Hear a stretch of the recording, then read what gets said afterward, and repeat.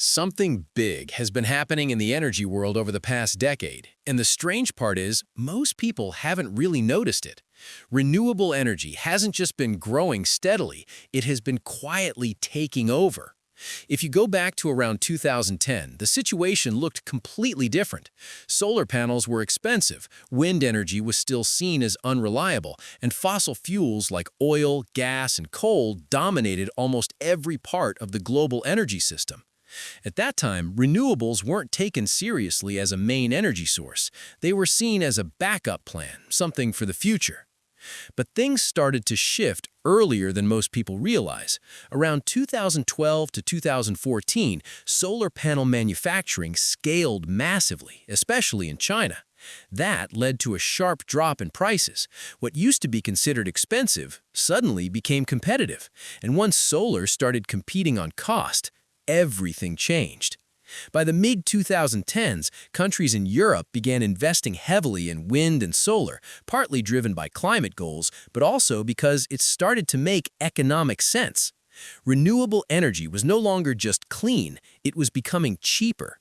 And when something becomes cheaper, adoption doesn't move slowly, it accelerates. Then came another turning point around 2020.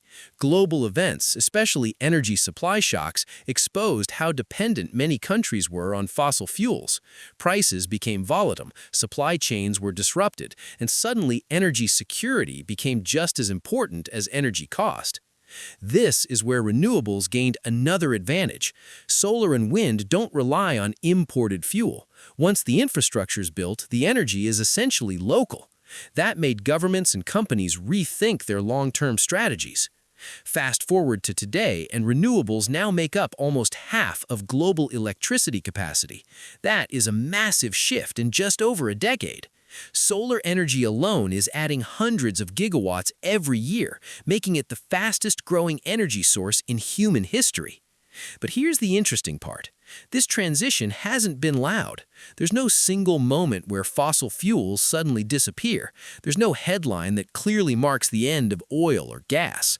Instead, what we're seeing is a slow shift in dominance. And that shift is more important than people think, because energy has always been tied to power. In the past, countries with large oil and gas reserves held significant influence. But today, that power is starting to shift toward countries that dominate renewable technology, manufacturing, and infrastructure. China, for example, has positioned itself as a global leader in solar panels, battery production, and electric vehicles. Europe is investing heavily in wind energy. Even countries like India are rapidly scaling renewable capacity. This isn't just an energy transition, it's a global power shift happening in real time. At the same time, it's important to stay realistic.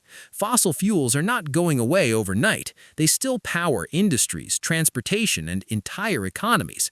The transition is not about immediate replacement. It's about gradual displacement. And this is where things get interesting, because every new solar farm, every new wind project, every new battery installation slowly reduces the dependence on fossil fuels, not instantly, but consistently. So the real story isn't that fossil fuels are dying tomorrow, it's that they're slowly losing control. And once that tipping point is reached, the change could accelerate even faster than what we've already seen. The question now is not whether renewables will take over. That part is already happening. The real question is how close we are to the moment where clean energy becomes the default and what the world looks like when it does.